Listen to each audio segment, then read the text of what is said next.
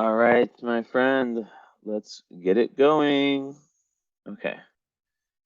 So let me just make sure that your last name is removed. Okay. So, Asia. Or did I fuck that up again? Don't be mad. I thought if I know I messed up your name the first time we spoke. It's definitely Asia. Whatever. Okay. If I'm wrong, just forget about it. But super interesting because I literally just did a reading that's like it happens all the time. I literally just finished a reading that is so similar to yours. And I'm not surprised by these things anymore. If you watch any of my YouTube posts, you see that like this is like a thing, like it's like literally like I'll get like multiple charts in a row that have like so much of the same stuff going on. So let's go ahead and share the screen. Share screen. Okay, where we at? Okay.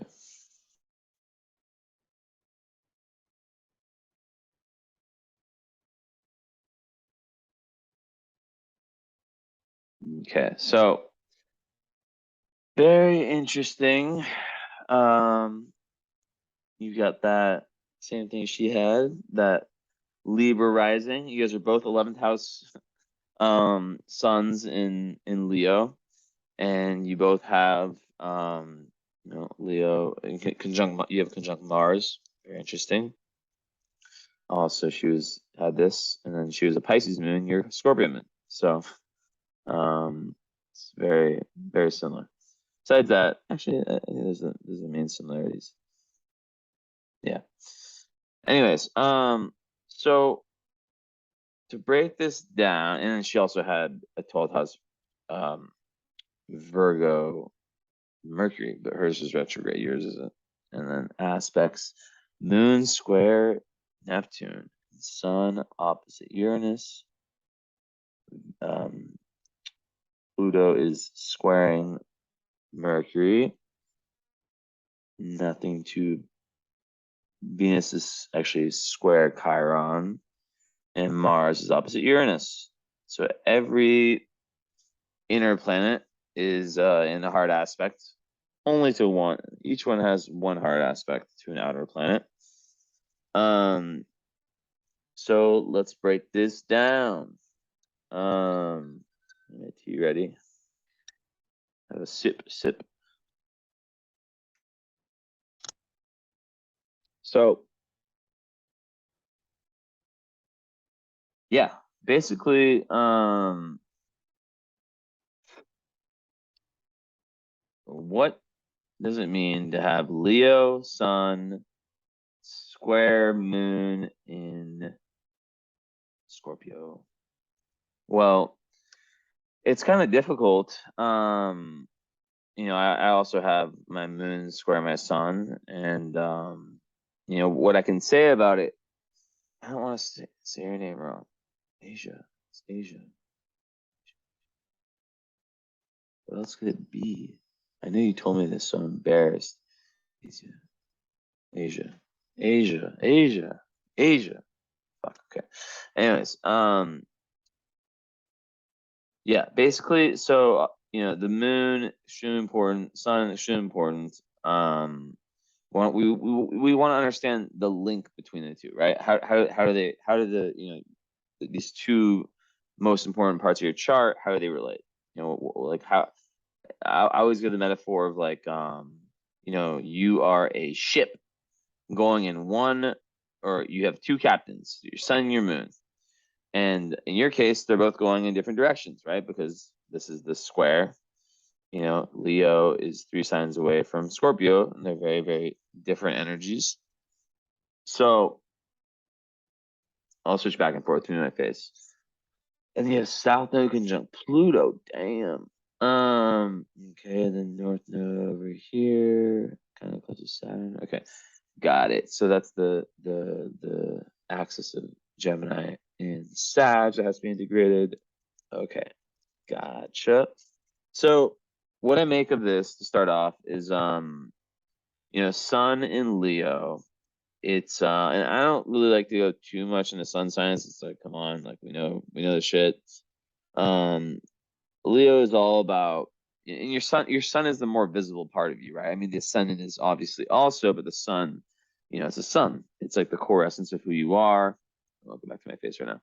It's kind of like your identity, right? Like where you shine, where you're meant to shine in life, right? So in this case, 11th house, you're already part of my group, so it's perfect because like you're meant to be like friendships, humanitarianism, like large goals that you do with other people are super important for you, right? For your development.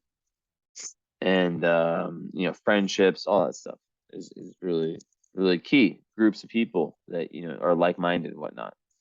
So Leo, obviously, it's a fire sign. It's a very external, out there energy. I mean, not out there in the sense that Leos are crazy. They're not. I'm Leo as fuck. But like, Leo is definitely a sign that it wants to experience life. It wants it's fiery. It's assertive. It's passionate. And it's definitely more extroverted than your moon sign, Scorpio. So what can be difficult here is that you have your ascendant in Libra, so conjunct Venus, which is amazing. I was just talking about this, how it's very, very good for just having this amazing calm aura, right? Very, very attractive energy, right? Like you're someone who can be like very, very diplomatic, very laid back, very, very chill, very good at it can have it can be very good for any kind of like business, and also just like any working with people, whatever it is, right? And I love that I'm getting younger and younger clients. I love getting people. I just had 2003, now 2002. I love that because it's like, you're what? You're young. You're youngin'. It means you're 20. So you're still, maybe you're still figuring. I don't know. Maybe you have your career trajectory kind of figured out. Maybe you don't. I don't know. But hopefully this reading, can help you with that and just overall with every aspect, everything I see in here. So yeah, Scorpio moon, the moon is, so this is what's interesting about your chart is that like, okay, so you have the Libra, which complements the Libra part of you, your ascendant, which is like your outer personality, how you project yourself, the mask you wear. It works really well with your Leo energy, right? Libra and Leo, they're two signs away, so they're elemental sextile. When they're 2 or 4 signs away, it's a smooth flowing energy. When they're 3 or opposite, it's difficult. When they're together, it just depends on, they merge. So it just depends on like the planets, right? So Scorpio, obviously is a very deep sign, and this is what's interesting is that I think that because the moon is very hidden, it's like the eggshell, right? So it's like there's the shell, which is the ascendant, there's the white, which is the sun, right? And then there's the yolk, which is the moon, but no one sees the yolk, right? Only people who really, really know you understand that depth you have, right? Scorpio moon, and like I said, it's square Neptune. So Neptune in the moon when they're in hard aspect can create a level of confusion around the emotions. One second, let me find something really quickly. Hold on.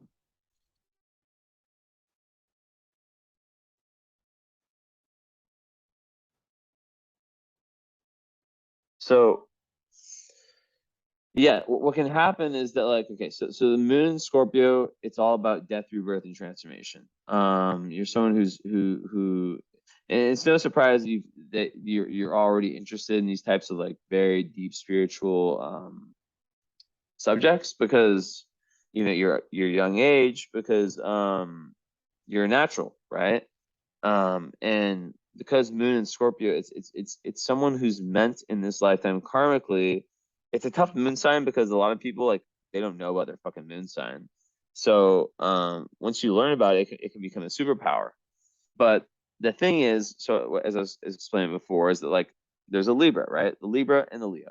They're outgoing. They're, and very, very light, fun energies, right? But then the Scorpio Moon is this very intense, like, internal energy. And what happens when you have all these together is that people won't necessarily understand the depth that you have and the sensitivity, and how, like, Scorpio moons, they can be very, like, up and down emotionally, like they can definitely. And the whole point is that they're trying to become more spiritual, and they're trying, with the moon Scorpio, you're trying to, like, go, like, it's about, like, being very aware of your own shadow, and then doing the necessary shadow work. That's why, as I said before, you're young and you're getting this reading, because it's going to help you. It's going to help you in your spiritual and life journey.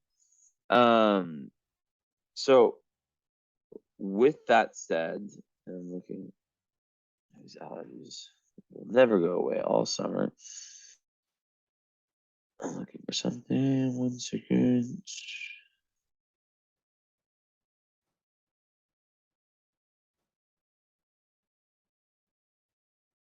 So yeah, Moon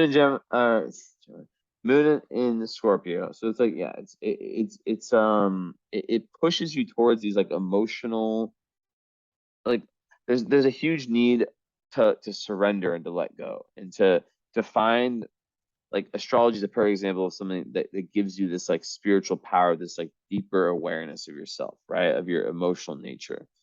But yeah, like, it's very sensitive. There's lots of very intense emotional needs. So when we speak about relationships, the Scorpio moon, they need, like, friendships or any kind of relationships, they need to be around people who they know they can, like, express their full shadow, like, all the different types of emotions, the up and down emotions that, water moons have, and not judge you for it, right? So that's what I'm saying, is that, like, there's one part of you that's like, that people won't, until they get to know you better, they won't understand that real, like, emotional power and depth, right? Um, but a big thing for you is that it's in the second house. It's like, it's about aligning your emotions with something that you really deeply desire, deeply care for, right? And it's a lifelong journey, And what happens, right? So some people, and it's very, very loyal also. Scorpio Moon, very, very loyal.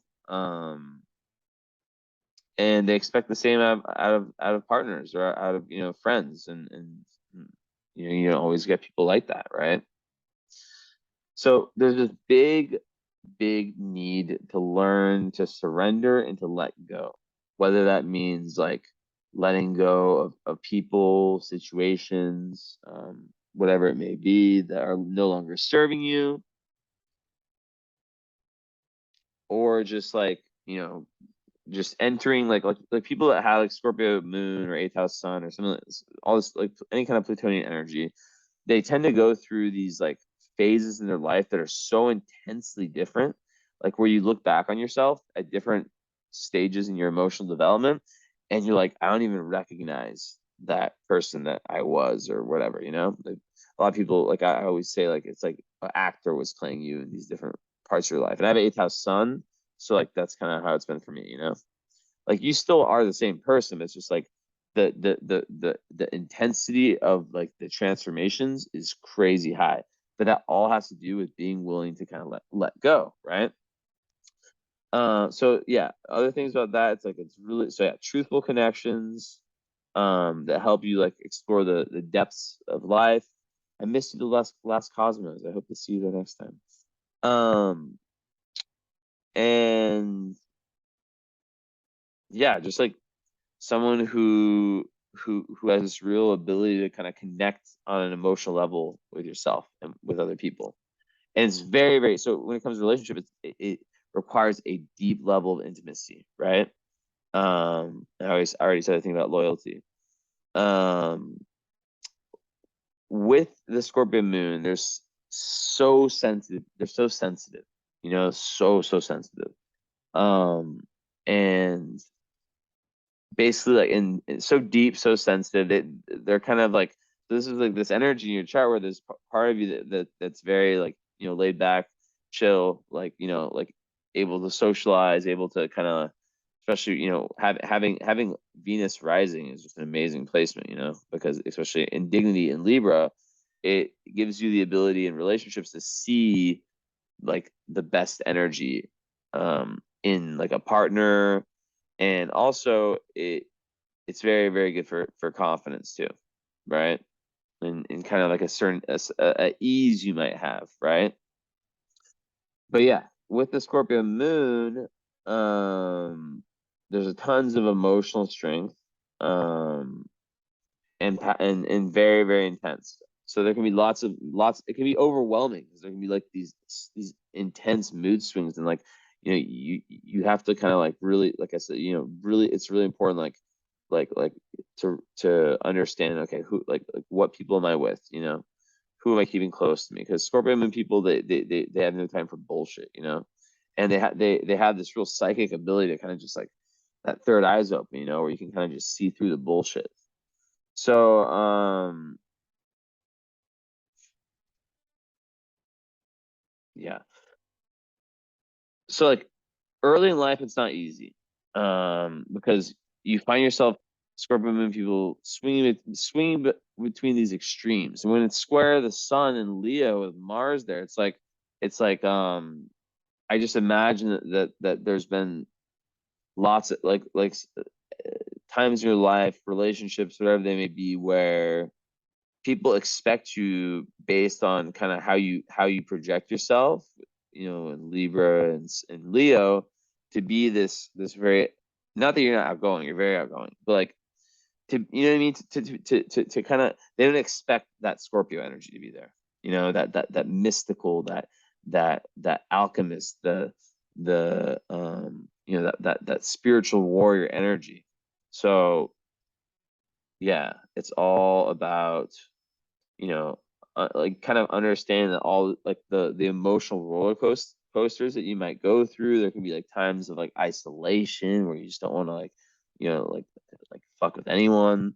And with Neptune there squaring it, it can create like, yeah, like difficulties understanding that, because Neptune rules fog, and confusion also rules higher spirituality, which, as you get more into spirituality, you begin to integrate yourself more in these types of ways, right? But yeah, it can be definitely difficult early in life. And basically it's like about learning to not allow these like strong scorpionic impulses to kind of rule you, because Scorpio can also be very like about power and stuff like that.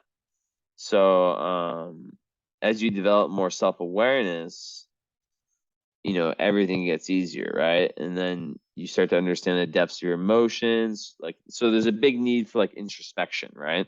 So there's a big need to like balance out your time socializing, being here and there. And, I would even say like alone time, where you have time to contemplate life and journal and whatever it is, right? Like you can have this great insight that's already within yourself. You just have to kind of like meditate or do whatever you do to get deeper into yourself and to really like kind of look. I don't know if there's any indications of writing. Let's see. Yeah, I mean, your Pluto's in the third house with south nodes. It's like there's definitely this natural ability to kind of like communicate, and communication is a huge thing for you. Learning in this lifetime to kind of find that true voice, right? Super important. Um, but then south, so north, okay, so south, but then the south node is I would say north node opposite. Um, Pluto. And North Node obviously is like, it's in Gemini in the ninth house. So it's basically about like taking like the higher mind, right, and the lower mind and connecting them. So like Sagittarius is like the higher mind, it's like the great philosophy, the highest truth, highest philosophy, which I believe comes quite easily to you because your South Node is there, right? Um and Gemini is more about like, I call it like the journalist, social butterfly energy, about going around into the world and not just like believing everything you hear, like really investigating it, talking to different people from different cultures and different worldviews, and trying on all these different worldviews and just expanding yourself through that. And yeah, there's definitely like a need to kind of like release yourself from like past conditioning and ideas you might have about, you know, reality and just being very open-minded, right? So it's all about like karmically, it's about like seeing life from other people's points of view, right? And like a huge thing for you is like is through that Scorpio moon, once that's integrated, right, to be able to communicate that. You're a very powerful communicator, but you know, with the South Node, it's just like it's like there's a huge need for you to be very, very authentic in your communications, right? Very, very powerful in your communications. Because with the third house energy there, it's like there can be kind of like a tendency to be a little bit restless, scattered. Um, so it's really important for you to learn to communicate your ideas, right? Which goes back to the writing thing, right? Or like I just got that the download of writing or some type of something where you're just getting the energy out and letting that Scorpio energy flow. And you know, you can, even with astrology, you can I when I talk about myself, I'm like always like, oh my God, this is like my Pisces side, this is my Sag/Leo side. It's like in your chart, it's similar, you know. It's like you got that the Libra and and Leo, and then you've also got the Scorpio. You can put in the Virgo as kind of similar to the Scorpio energy too, or the Virgo Mercury, which we'll talk about in a little bit. So yeah, definitely a split there, but you know, it's meant to be balanced out somehow.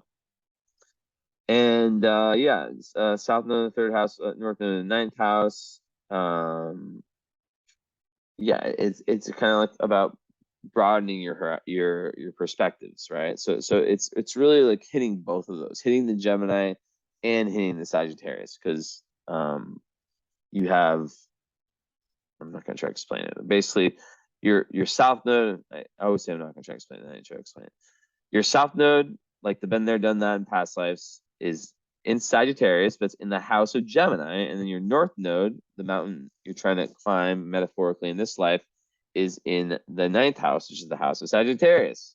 So in my last reading had a similar thing. It was just different signs. It was Virgo and Pisces. So yeah, basically there's just a big need to kind of like get with that, you know, get with that, and to take risks, intellectual risks. Traveling could be something very beneficial.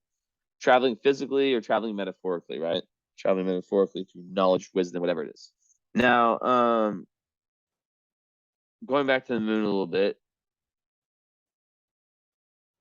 there's, you know, it's very private. Like so like the Leo part is out there. It's not a private sign, but Scorpio is super private, right? And like I said before, the relationship problems can come when people don't see that, you know, when you're, and this goes back to the communication part, like through the shadow work, you understand your need, your emotional needs more. And I would do more research on like Scorpio moon and stuff if you haven't already. Um, and, or you can even search like Leo sun, Scorpio moon. They'll have like full articles about it, you know, just like dive deeper and deeper and deeper. But yeah, it's very private energy. Scorpio, very intimate. Um, So it's really important is for a partner to like also like understand that and to kind of have not the same thing going on, but to definitely like, you know, I just have my camera up. Sec. Yeah, to definitely like have a partner who is also like that, doesn't mean they have to be like a ultra spiritual person, but someone who it's like the whole thing, like handle me at my worst, get me at my best, or whatever the fuck that saying is. Or if you can't handle me at my worst, then you don't deserve me at my best. That's like a very good mantra for this energy. um but yeah, it's all about like through sharing, like and being vulnerable, um you're able to kind of really uncover the truth about yourself. And yeah, and then that process of self exposure and really letting yourself go out there, that leads to like that higher level of self-awareness, which leads to that inner self transformation, the death rebirth transformation archetype, right? But what's really cool about Scorpio Moon is it's really good for anything that requires like understanding the psyches of other people. It's great for like psychologists, right? A natural psychologist. And you'll really be adept at sensing what others really need on a deep level, right? So any field of work that involves reading other people, you would kill it in anything like that. Scorpio also has to do with like research and just anything that where you're able to like dive deeper, right? And in the second house, that's about like finding emotional security. So some people say it's like through material possessions. I mean, it's one part of it, but it can be with the moon, it's always fluctuating. So it's all about finding like that real like solidity within yourself, to where you're not like some people that have this, they'll be like too obsessed with like, because there's definitely an emotional need for that stability, right? Financial, all that stuff. Um, but the karma here is, it's all about like finding like the inner, it's all about the inner resources, right? That you can, like, for example, meditation is a perfect example. If you have meditation or journaling or all these different things, you can think of a million different ones. I'm just saying like random examples. Like you're able to like you're able to like use your Scorpio moon as a superpower. So it also has huge implications for your career, right? And or what you're doing, like your dharma, your life purpose. So with that said, the square of Neptune is gonna, as I was kind of hinting at before, it's gonna create, it's gonna make you even more sensitive than you already are. It's like super like a complete empath, which is amazing, right? But it also means that you will require a lot of alone time. Um, and what's really important with the moon square, so moon and Scorpio already can create a mother that's like sometimes overly like dominant or overly like strict or like like the mother can like sometimes like have trouble like letting go of you or giving you the freedom you need. There can be like power struggles, right? You could have been born at like a stressful time, like like the actual birth process itself. What's more important, like with this square, is how you were nurtured, right? It's more important than it is with most other people, right? Because you're so, even as a like a 0-year old, so sensitive like to all the subtle energies and not nonverbal cues, other people's thoughts, like it's probably overwhelming, I mean, I know people who have this, and it's like they feel like they feel everything, they feel everything about all the people around them, and it's just like, that's once again why it's so important for you to choose the right people. And Scorpio Moon, and that's why it can be difficult with all the Libra energy, because that's like, very, very popular energy. But then this energy is like, okay, I also need lots of time alone. Yeah, with the mother stuff, it's like you can like, you have to really like try to think like, am I holding on to anything from my mother that's not my own? 'Cause some people will be like holding on to something, like some shame or something like that. Any negativity that your mother may have instilled in you when you were younger, and you may hold on to that. And it's very, very important to kind of understand what's yours and what's not.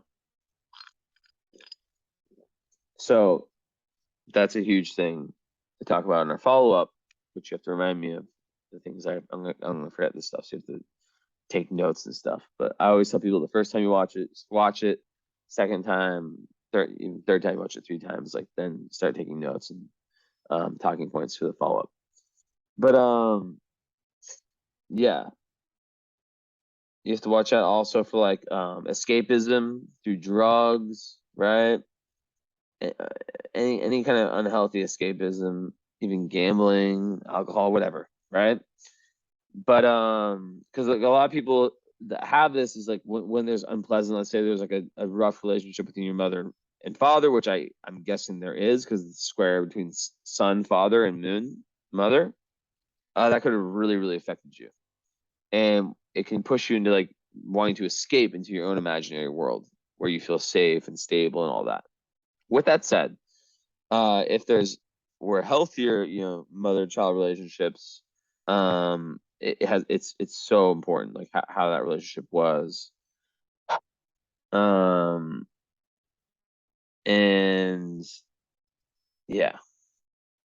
So the best thing with this one is, once again, expressing your emotions. That throat chakra, like getting all that stuff that's in here somewhere. I don't know how, some kind of art. What can happen with this energy at the same time is that you can kind of create false realities in your head, suspicions, paranoia, stuff like that, where it's like even depression. So yeah, when you actually are able to like share with people that you trust, like or that are gonna understand you, you're able to share kind of like how you see reality. That is massive. My camera just went out. I'll turn that. Just keeps. Maybe if I plug it in here, I'll do better. Back on. Okay, I'll turn it on in a sec. But okay, anyways,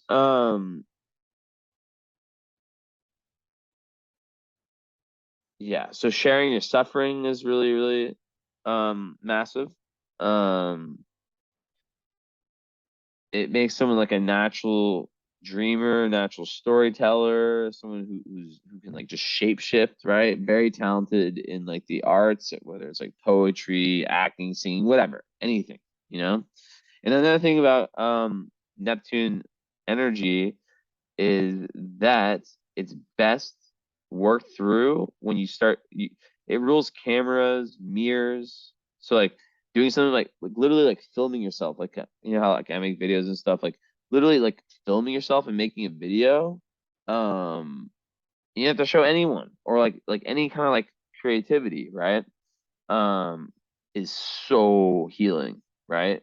And like through that, you just get so much more in touch with yourself. So the Sun square Uranus in Leo, Sun conjunct Mars. So start with that. So Sun conjunct Mars, 1 degree away in Leo, is definitely an energy where it's going to make you a very assertive person. Someone who knows what they want and kind of how to get it, if that makes sense. Now you have, and it's a conjunction, so the energies they fuse together, and it's in a fire sign. So Mars in Leo is a very strong Mars sign. So yeah, it can create someone who's very energetic, very good leader, great for leadership, and yeah, it's like all about like asserting your identity, you know? Nice. Also, it's a very sexual energy to have these two together in Leo. But it can also make you impulsive. So you have to kind of like, especially as a Scorpio moon, you can get triggered by little things, and then the Scorpio is the sting, and knows how to sting back.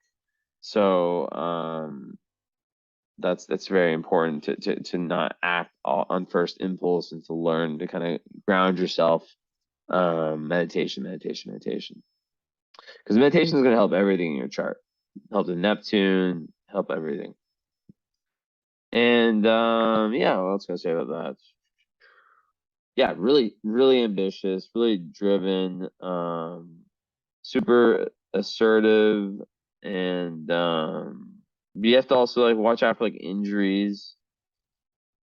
And yeah, it's like good for like so many careers, whether it's like anything in business, politics, anything that you put your mind to, you can kill it. Because you also have Jupiter in that house, so like the arena of life that's going to work. This is going to be working in is that, like I said, groups of people, organizations, friends. Some Cosmos is one example of one of those, and you'll benefit. You can be someone who like really is very, very social, likes to have, friends from people from all walks of life and understand like their worldview, their perspectives.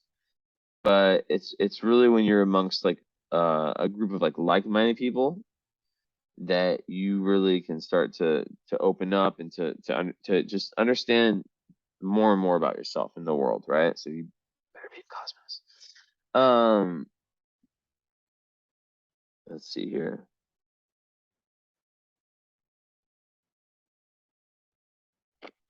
What else can I say? Yeah, so it's very good for friendships. So yeah, I imagine your profession could be, linked to like working with a group of people. It could be very humanitarian what you decide to do. Um, and maybe something like with Leo because it's so courageous, where you're really like kind of taking risks and really putting yourself out there in a way that's like very brave, courageous. Now, so Sun opposite Uranus, that's a quite erratic energy. It makes someone very. Where is Uranus? Let's see, fifth. Yeah. Okay. So that is it 6 degrees. So you have Mars opposite Uranus and Sun opposite Uranus. So is it 9 degrees? No. So first of all, Sun is the father. So Sun opposite Uranus can create an energy where there's this real rebellious streak, right? Makes you really like want to like live life to the fullest, try tons of new exciting things. Really like a big need for freedom, and you probably hate being told what to do, you know. So it's about really like expressing your true authentic individuality. And the opposition or part of this is how more conservative people, whether it's the father or just like just people in general, can get offended by someone who has more controversial, eccentric takes on life, right? And also someone who's so freedom loving, so independent. It can just kind of, because like a lot of people are stuck in a box that they've created for themselves, and like you're someone who's trying to really find yourself, trying to find that individuality, trying to find that authentic self-expression. So people can get jealous of that. But what can happen with this Uranus and Sun, Uranus and Mars, is that there can be some level of like nervousness, anxiety. Potentially your upbringing was filled with like lots of changes. Maybe you're like moving around a lot. Maybe the parents were divorced, like mine were, and you have to like mine are, and you have to like kind of go back and forth between different households. I don't know, but basically, yeah. There's another thing about this where you have to like it's so rebellious where you have to like there can be like troubles with authority figures, and yeah, just it's all about like finding living life like in the way you want to live it, right? Sometimes it can be like people with this can have a kind of like a disorganized life. But yeah, hate being told what to do. And like I said before, it can make your own, decisions and how you want to live your life's purpose at odds with like what other people want from you. And when you do have that Libra energy on your ascendant, Libra wants to please everyone. That's the thing. This is the thing that's difficult, right? And Leo wants to be loved and honored by everyone. Not like in a narcissistic way. It's just Leo wants to be, respected. So that's kind of a conflict here I could see, right?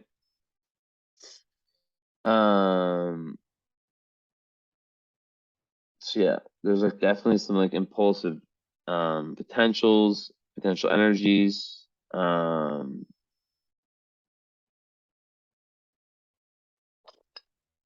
overall, once you realize I'm different than most people and I'm on this path, I'm young as fuck and I'm already like on a spiritual path, which is crazy. Good for you. It's amazing. You're a step ahead of the game, 10 steps ahead, you start to understand who you are and who you're not.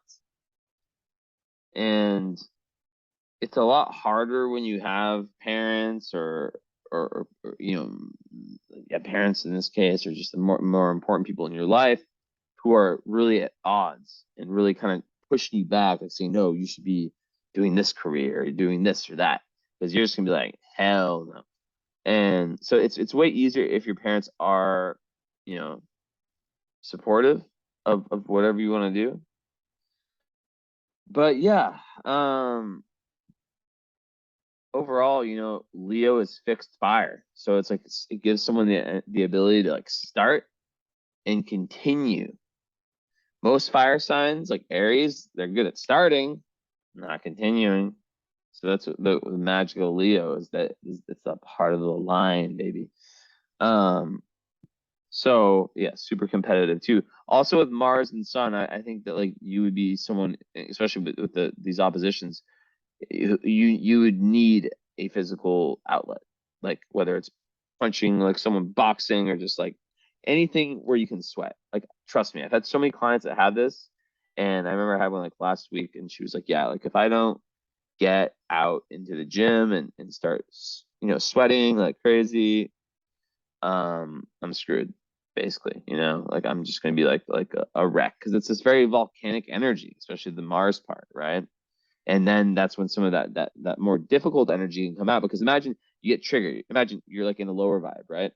One day someone says something, it triggers your Scorpio moon, and then boom, sting plus Leo lion. It's like a lion and a Scorpio attacking at the same time, And then the Libra part of you, which this is another thing that you have to kind of realize about Libra, is that Libra's balance. So Libra, it wants everything to be chill. It wants everything to be. It doesn't want to disappoint people. So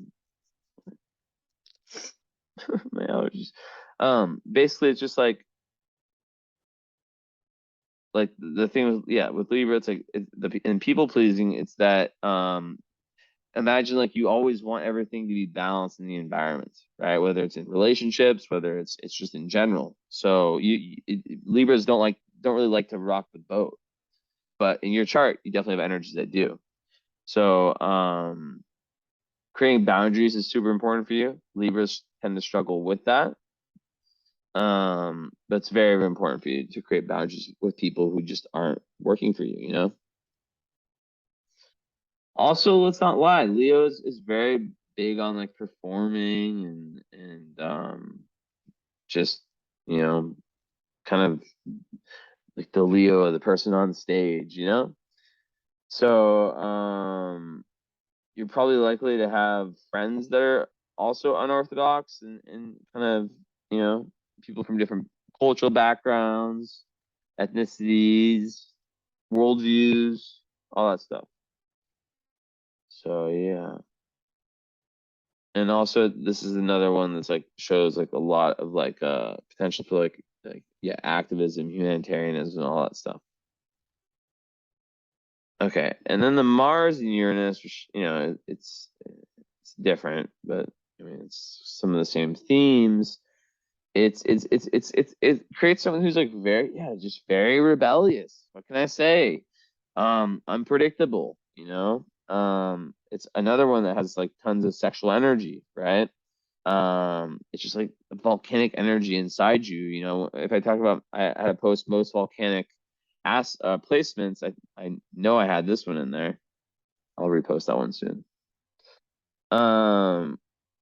And you may attract very adventurous types of people. You're definitely very adventurous.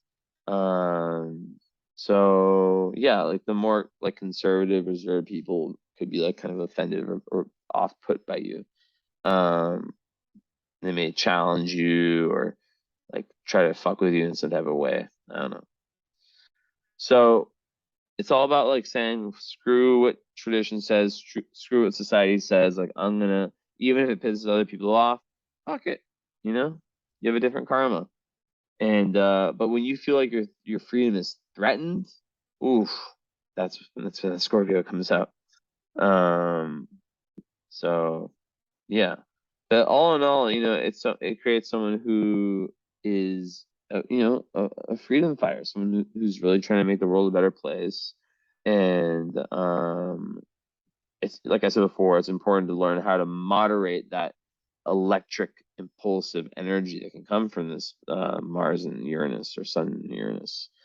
So really like grounding yourself and because yeah, it's kind of energy that can lead to like accidents and stuff. So we gotta watch out for that. Okay. So then okay, so speaking of love, um Venus in Libra, obviously, it's a very beautiful place because it allows you to really see the best in your partner. And it's like I said, this is a very very good one for self-esteem, really good one for popularity, for just attracting people to you with your Libra or your chill diplomatic aura. So it's really really good. And I like Libra rising, especially with Venus rising. It's like a very good placement. um like a very like violet, not violet, like just a very like nice aura, like very approachable. So it's good. You can imagine how many things that's good for. Now,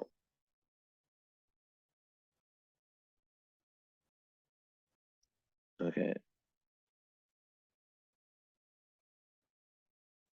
let's see. So okay, so Chiron is hitting Venus though. So Chiron square Venus in ascendant. So Chiron is the wounded healer, and it's down there in Capricorn, right on the IC. So here we go. Now we're developed. We're uncovering more. So any Chiron on the IC in Capricorn, and I literally just had this in my last client. Um, I believe that you're meant to break some type of like cycle, like karmic cycle in your family. I mean, I feel like so many of my clients these days I've said this to, but like I just see these things in their chart. I mean, the ice is in Capricorn, so there's probably some kind of heavy karma in your family. Not doesn't mean you don't love your family members. Of course, I'm sure you do. It's just like I love my family members, but I have Scorpio down there, with Pluto. So it's like there's definitely some probably some heavy karma between you and family members. It could even be siblings too, because your Pluto's in the third house of siblings, and that can create kind of like power struggles between siblings, some rough karma between siblings. I don't know. Definitely let me know about that one. But if that's true and the South Node's there, then it can definitely be like tons of karma with if it's one sibling or more than one. Who knows? But yeah, Chiron the IC just it creates lots of like it just creates like a tough childhood where you have to go through a lot of pain. Um, pain, in Capricorn that kind of made you feel like insecure about your place in society, you know, where it's like you really, really have to work hard. And luckily for you, you have a very strongly placed Saturn, which also it's in the ninth house, which is very good for astrologers. Usually comes like after 30, but you could be someone who's an astrologer. Who knows? And I always think when people come to me when they're born like 2002, 2003, 2004, I'm like, man, you like that's crazy. Like endless potential. Like with things like astrology. Because yeah, Saturn in the ninth house is like a common placement for astrologers. Because what it does is that it gives quite a serious approach to learning philosophies, right? And almost like an organized approach, So it's like you'll take that seriously, and your north node's there, so you're really trying to get there. So finding these different arenas of life. I'm gonna close this door really quick, but finding these different arenas in life. 1 second, actually. I'm gonna keep talking. Yeah, finding these different arenas in life where you're really able to find higher meaning, to find higher meaning and to expand yourself through what you learn. It's super important. I really, really like those placements. Even though you don't have any Sagittarius in your chart, besides like I guess your South Node, you do have that energy, and you do want to learn, you do want to travel, you do want to experience life. You're out there, you want to get out there in the world, But yeah, like Chiron in the fourth house, like on the IC, you could have felt rejected by your family in some type of way. Some painful like home life experiences.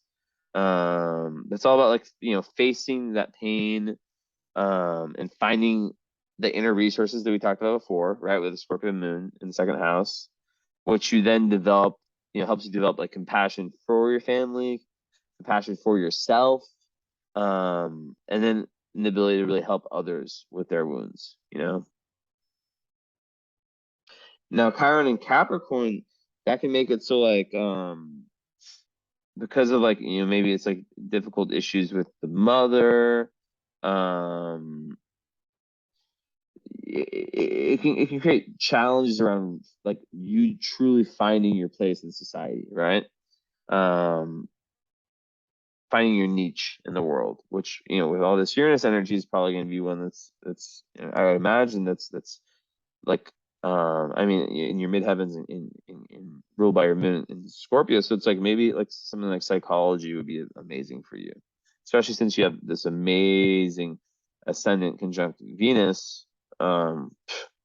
So good for that. And even your Mercury in the 12th house, that's a really, really beautiful placement for the esoteric and just for spirituality in general, just for like kind of being psychic, or just having these strong intuitive powers. You can like when you're able to ground yourself, really like connect to like the other side, if you want to call it that. But it can also, create some other stuff. We'll talk about that in a sec.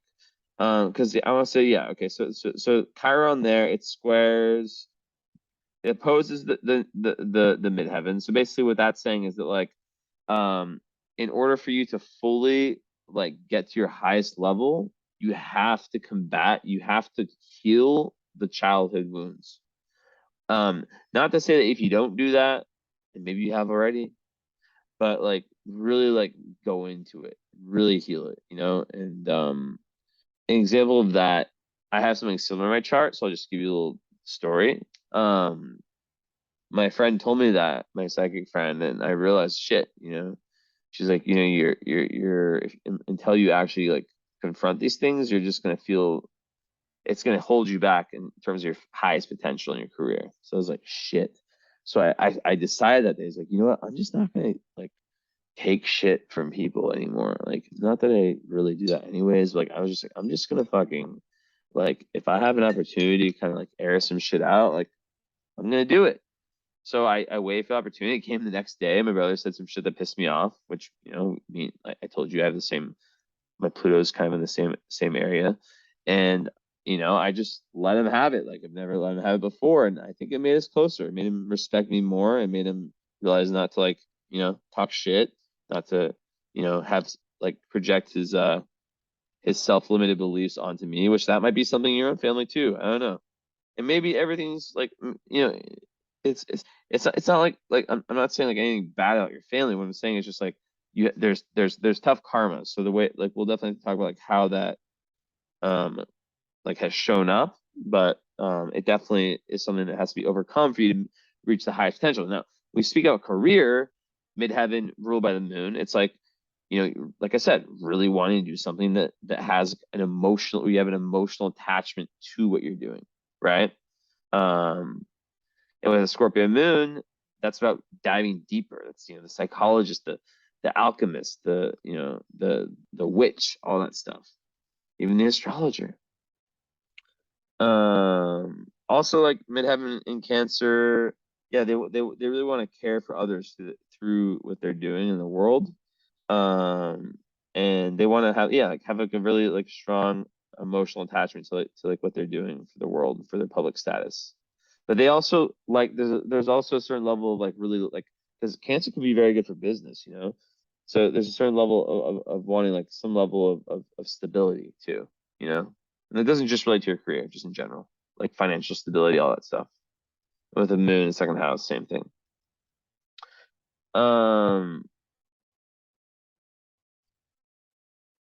Yeah, Pluto conjunct the South, and I have an idea. I haven't seen one of those in a while. Hold on, because I have Pluto square at the South Node. God damn, that shit sucks. It's like about past like trauma, but mine's a square. Yours is a conjunction. So let me see what they say here on the site. If I can find the site.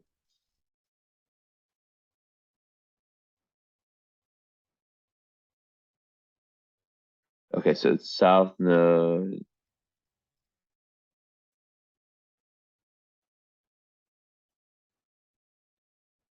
Okay, so I'm gonna read this to you. South Node conjunct Pluto also means North Node opposite Pluto. South Node is the blueprint of our past lives. With this conjunction, your past life was ingrained with strong Pluto influence, which seeps into this lifetime as karmic experiences as well as natural gifts. Starting from your early life, you may feel a strange inclination to analyze things deeply, which would totally show with that 12th house, Mercury. This may manifest itself as a strong interest in psychology, occult, or mysteries, natural ability to know subtle clues, uncovering hidden motives, and seeing through lies and deceit in others. With your South Node in conjunction with Pluto, one of the things to look out for is to not let your analytic nature turn into obsession or paranoia, which I already talked about before. Something else to pay attention to is the theme of power and control. Because your past life dealings with Pluto, you may instinctively gravitate towards scorpionic people or situations in this lifetime. This means dealing with transformational experiences which can bring out heavy emotions in you, Miss Scorpio Moon, like rage, pain, resentment, and feelings of powerlessness. All these emotions, if not handled well, can trigger cunning or controlling tendencies in you. With this South Node conjunct Pluto, you're learning to uncover the past lessons, heal your emotional / karmic baggage, and move into your soul purpose, the North Node. Very interesting. Which is ruled by your North Node is ruled by Mercury in the 12th house, more spiritual energy in Virgo.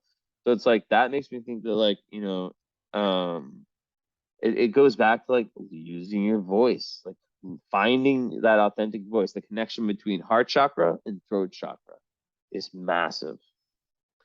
And yeah. So that's very interesting stuff. And your part of fortune's down there too. So, you know, part of fortune Sag in the third. It's not a planet. It's just like it's basically like your flow state.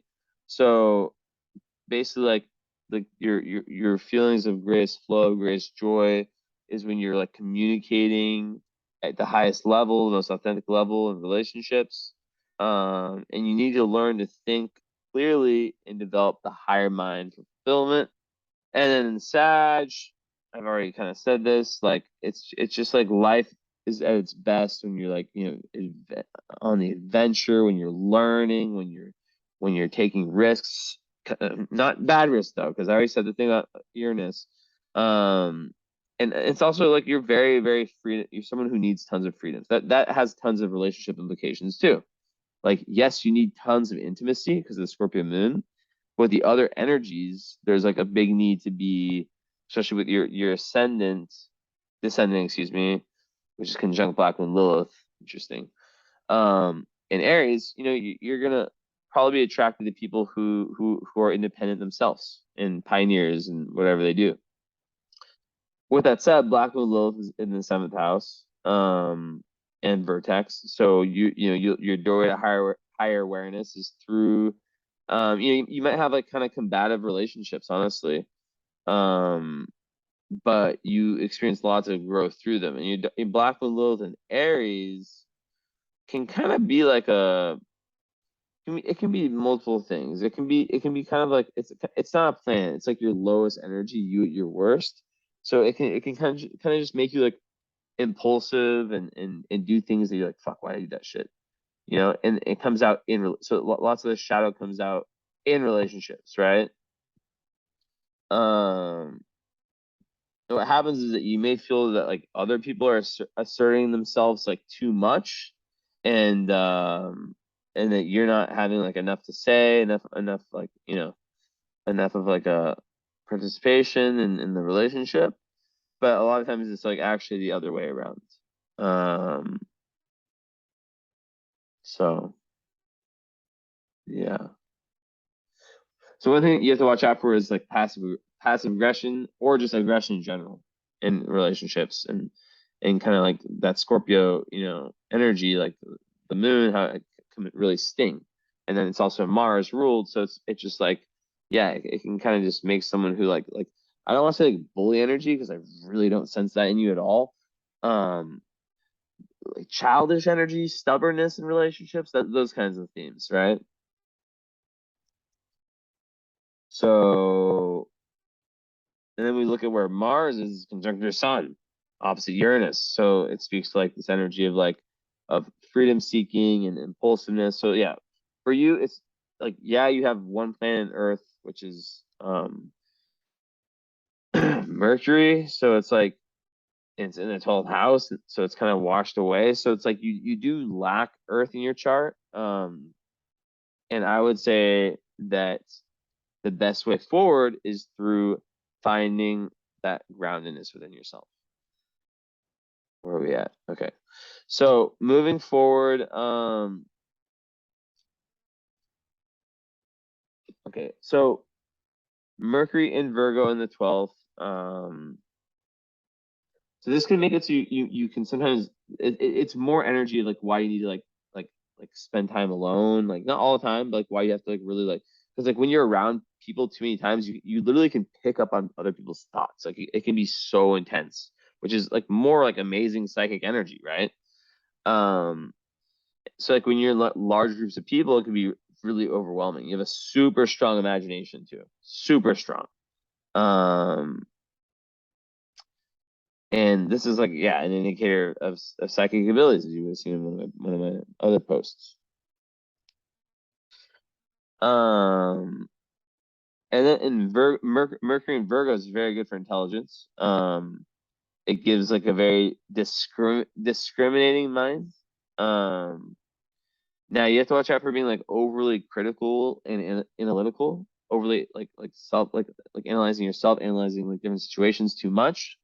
Because it is square Pluto, Mercury square Pluto. So that's saying that like you're gonna experience some more shadow within your communications and within the way you think. It's a pretty tough one.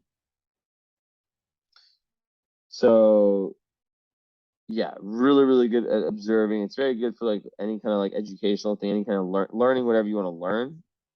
Very good for like making lists and stuff. It's in the 12th house. So it's like there is a very deep spiritual energy there.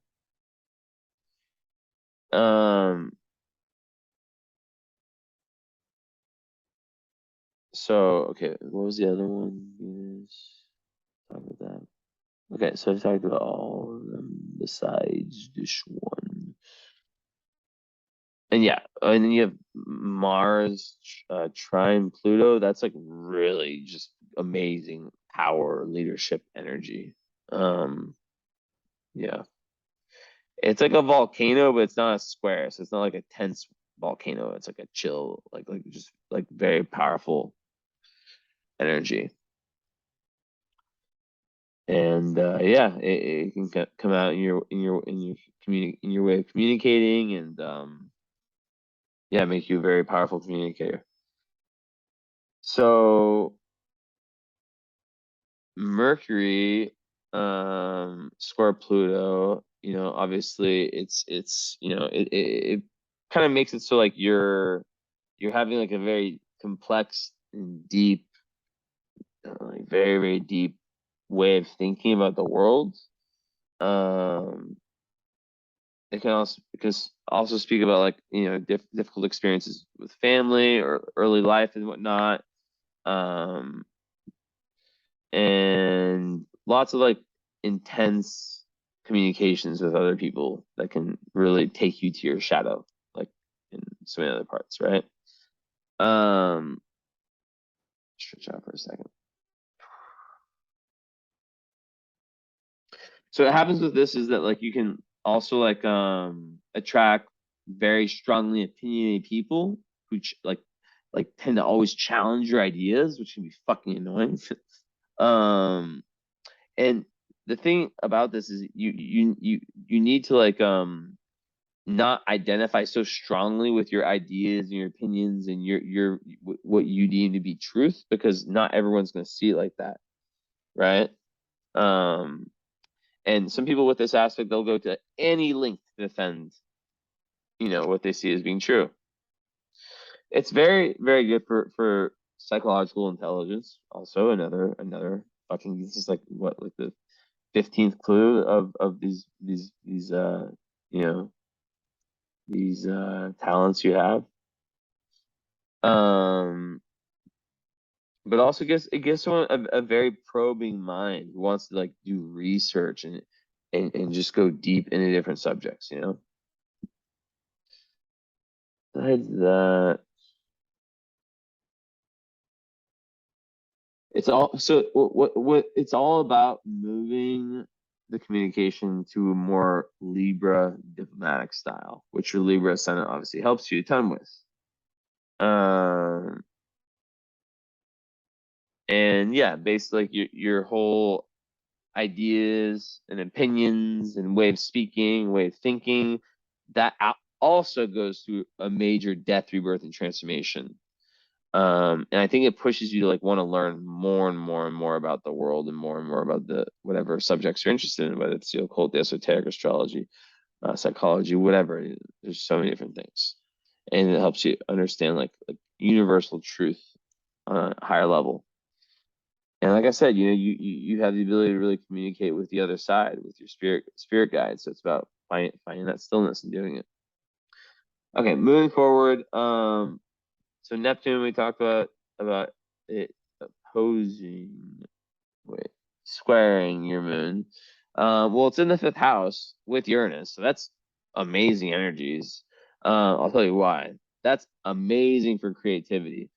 Neptune in the fifth is it just gives you this ability to like through your like to almost create through your imagination, right? Where you can really express your artistic nature, and through imagination slash intuition. Like if you imagine like you're getting into a deep meditation, and then like an idea comes to you and you're like shit, and you just start like writing on like doing automatic Jungian automatic writing is something you should try. You like Carl Jung, I think it's called automatic writing. It's like basically like when you just like meditate or get yourself in like a trance somehow, and then you just like have a pen and paper ready or a computer or whatever. I think pen and paper is more powerful, and you just start writing. You don't give a fuck what you're writing. You just write anything because you have Uranus there too. What does Uranus in the fifth house do? When you're in that creative process where you're like totally in your right brain, you get downloads. So it's like really, really good for creativity and stuff.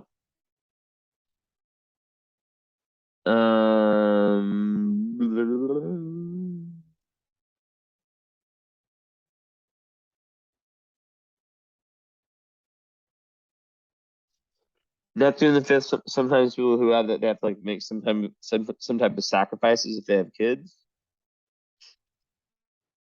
I've seen that. One second.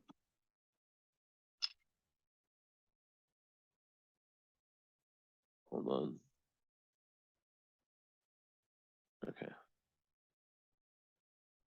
Okay. Little game break here. I used to order sushi, like, you know, give myself a reward, but I'm so dumb that I'm not dumb, but like, you know what I mean? I didn't know about this thing about how you just can't have fucking fish sitting around, you know? So like I would order it at like, I don't know, 9 or 10 or like, you know, whatever, like before it closes, 9, get it, eat some of it, and then do all my work because like I can't really work like at a high level if I eat. And maybe if I eat like way early, but I just usually don't eat. I eat like once at the like very end of the night or day. So I would order like these huge things at sushi, right? Some places with really good deals around here. And I would eat them like 7 or 8 hours later. And I just like learned that like you can get like sick from like having, you know, of course I would keep them in the packs, but I'm not gonna put them in the fridge. So of course like I learned about that. I'm like, fuck. So I just haven't ordered sushi in so long, but I ordered some tonight. Not just sushi, so a little bit of sushi, but all vegetarian sushi. So I think that will make it okay. And I ordered one fish sushi and ate it like right away. So yeah. I just saw my sushi. I was like, that was kind of weird, but I think that's actually fine. Yeah, really good story. I know. Awesome. Okay, so Neptune there.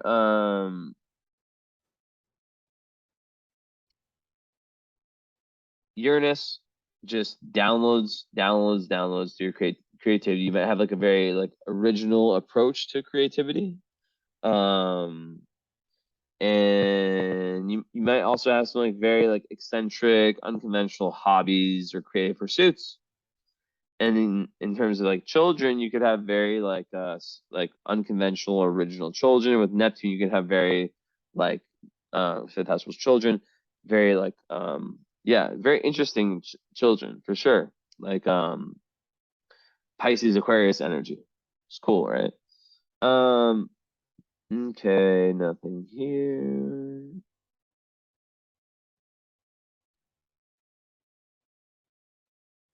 And yeah, sixth house ruled by Neptune, the fifth, so it's like maybe like your day-to-day life has to do with, you know, helping people, being of service. Um, Aries, Mars ruling 11th house ruling, okay. Taurus in 8th house, Venus, where are you? Venus. Okay, so that's very good for like, very good for with your strong Venus, 8th house of death, rebirth, transformation. Um, you know, you can be someone who benefits from other people's resources, or just someone who just has like a lot, like a very easy time, like going through like the hidden realms that most people are so afraid of. I already talked about like ninth house energies, Gemini, obviously. So just basically, like I said, very curious about the world, traveling, even you know, studies of different sorts. So very curious person. In this life, you're meant to be curious. You're meant to be like a cat, like a curious cat. But then when you find the things that you're really interested in, like on a philosophical level, to like really like, you know, you'll have this, and it'll really come when you become like 29 and a half for your Saturn return. You'll really feel that. Also, I'll tell you, if you haven't traveled that much in your life, the astrology is showing a lot of people who have Saturn in the ninth house, they feel like either like higher education or traveling. There's like some restriction in that area of life, like typical like that like higher education. So a lot of times after the Saturn return, they really in those areas like start to kind of move forward, like like the restrictions kind of get lifted. But I don't know. I like the ninth house Saturn. Committed heavily, talked about that. Jupiter in Leo. Ooh la la. The ultimate party energy, the ultimate leader energy, like just super fun loving, generous. You know, a love for children. It's very, very good for like being in touch with your inner child. And the fact that it's in the 11th house, so yeah, it makes you like very Leo. Because Jupiter makes everything bigger. Now in the 11th house, it's very good for money, just so you know. But also it's very good for popularity and for having this like always like widening circle of friends. Now for you, the thing is like choosing the right ones, right? Which is a woman. I'm sure you read my article about, you know, the why it's more difficult for a man to have a Scorpio / Capricorn moon. Well, you as a woman, you're lucky because you know, men can't talk about emotions, or most of them can't, and the ones that have Capricorn or Scorpio moon, I mean, it's getting better, I guess, in some parts of the world, not over here, but in America for sure. And yeah, you can definitely like find friends, you know, because you have this real luck when it comes to like friends. Like I have this placement too, although like in whole signs it moves to the 12th house, so I always thought I had this when I used to use my old system. But in essence, what it does is that, because I think both systems kind of work in their own way. Like I just moved to a new place, meet friends, you know? And it's not because I'm so cool or anything like that. It's just like Jupiter brings luck and benevolence. So like you just have like it's very, very good for that area of life. And you can really inspire like large groups of people, and yeah, goals and visions that you have, like the big picture ones are super important in your search for meaning. Now Mars 11th house though, that's a little bit different because Mars there, um, well, it gives you this real push and urge to make new friends. Um, and you may be the one who like takes the role of leader in, you know, groups or whatnot. But you have to watch out for like wanting to impose your will on your friends and on the groups you're in, basically. Like kind of like power struggle type energy. Which with a lot of other parts of your chart don't really indicate that being an issue. Okay, now wrapping up with kind of like some more love stuff. Also, I didn't look at 1 second.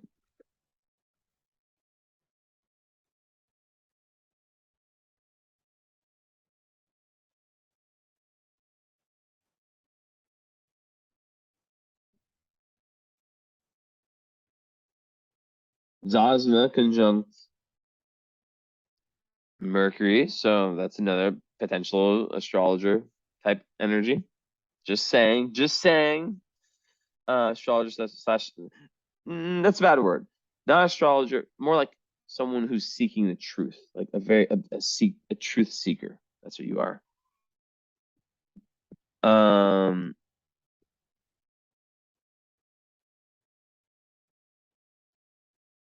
let's see.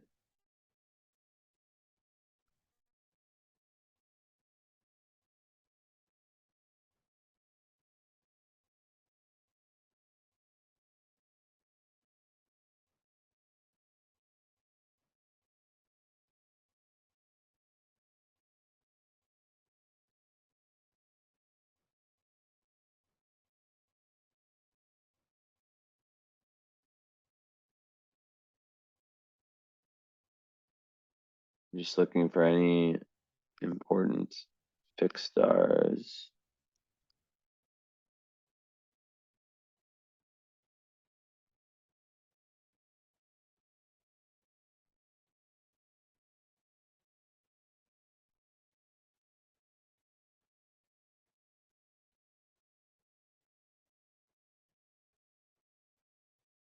Uh, I'll show you what I'm doing.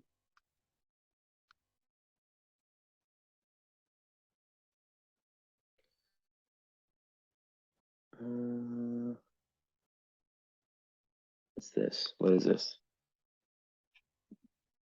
Is this Osmo?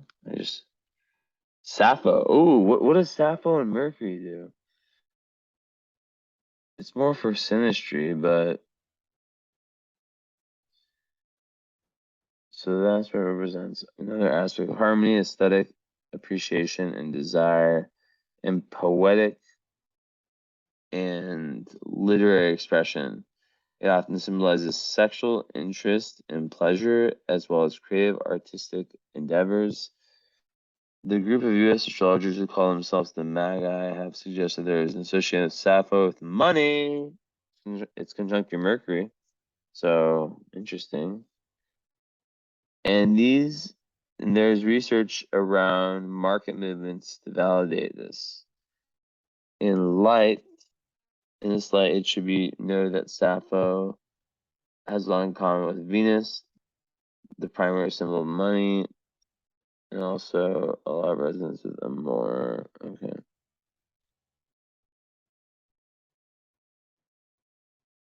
So let's go back here. So, yeah, basically, and also Juno, the planet of, like kind of your ideal mate. It's in the 12th house in Virgo. So, it kind of goes to the whole Scorpio thing where, like, yeah, like it's like on one hand you want someone who's fun and adventurous, who's really trying to like grow, adventure, go through life, learn a lot, philosophy, all that stuff. But then you also need that person who understands that Scorpio moon part of you, who you can talk about everything with, and where there's no confusion. They're your rock type shit, And then with the you know Juno and Virgo in 12th house, to me that's about like wanting someone who's deeply spiritual, not deeply spiritual, someone who, I mean, 12th house is about spirituality, so it's a very karmic partner. I would say that there's lots of karma involved in your love life. Let's see. Oh, and okay, square. Oh, interesting. I didn't see that. So in the Mercury, okay, damn. So Mercury square the nodes. So but yeah, with the Juno thing, it's like basically, yeah, wanting someone who I can't speak English right now. Like someone who's like your rock, like literally like you can trust them. You need to like some people, Juno and Virgo, like they're looking for like the perfect partner. So they need to like make adjustments in order to accept less than perfection, right?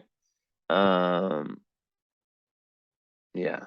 So someone who's consistent and who's working, who's doing something with their lives.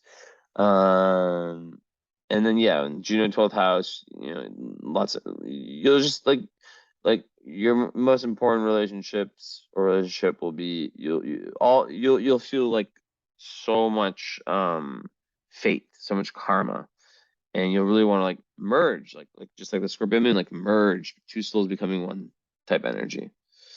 Okay, I need to see midheaven. Okay, 5 Cancer, and then 5 Cancer, and 5 Libra.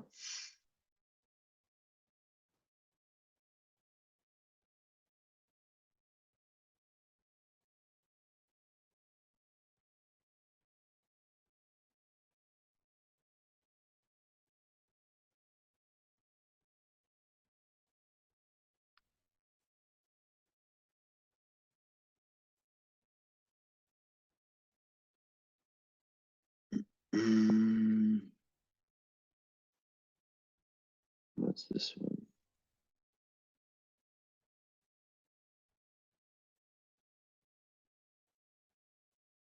Okay.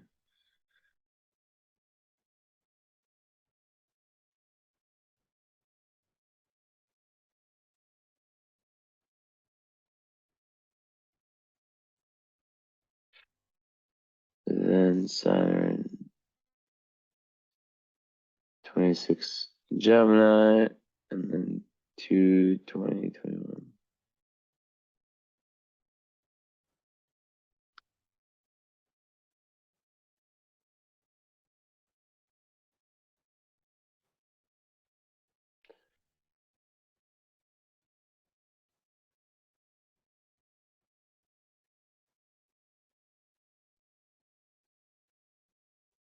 Okay, so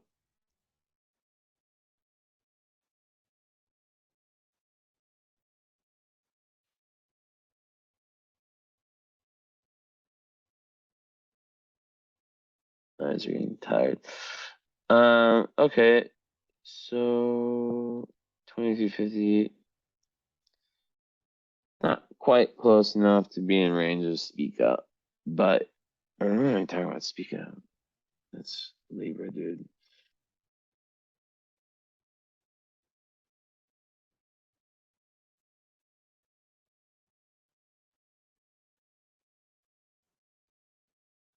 I know why my eyes are hurting because my freaking brightness is so high. I have my light dimmer on.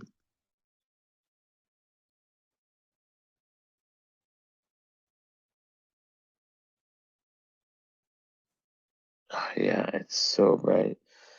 How did I not notice that? Okay, go to recommended colors.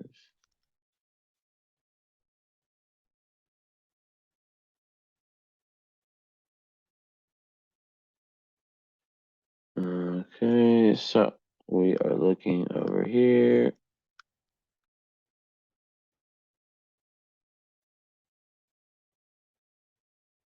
I can't even see my screen. So 2, 20, 21,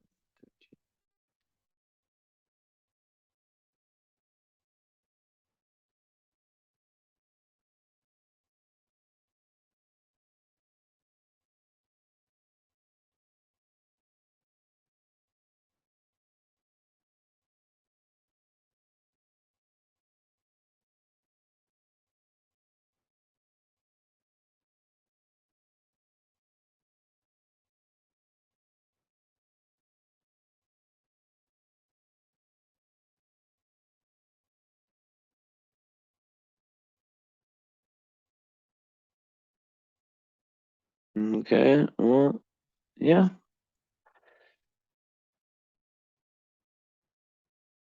Last one you look for. So I'm not really seeing any fixed stars pop up besides the one I mentioned before.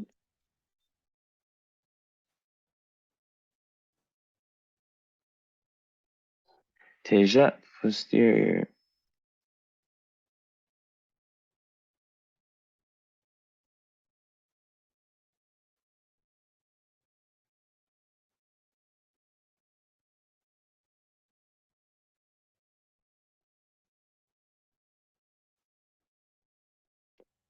Also, I haven't really talked about the fact that you do have a grand trine.